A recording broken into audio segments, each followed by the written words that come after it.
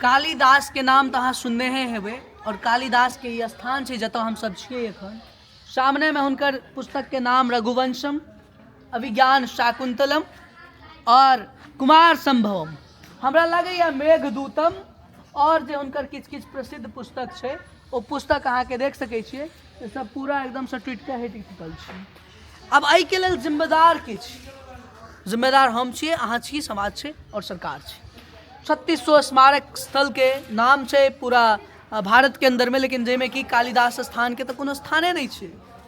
समझ में नहीं आबैया कि मिथिलावासी कोन नींद में सुतल छथिन, हुनका अपन संस्कृति सभ्यता से कोनो माने मतलब छै हो कि नहीं?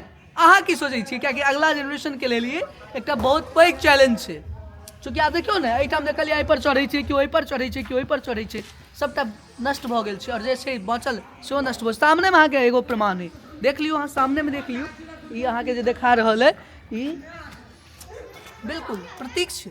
तऽ अहाँ की सोचै छियै? अहाँ बताउ कमेंट में।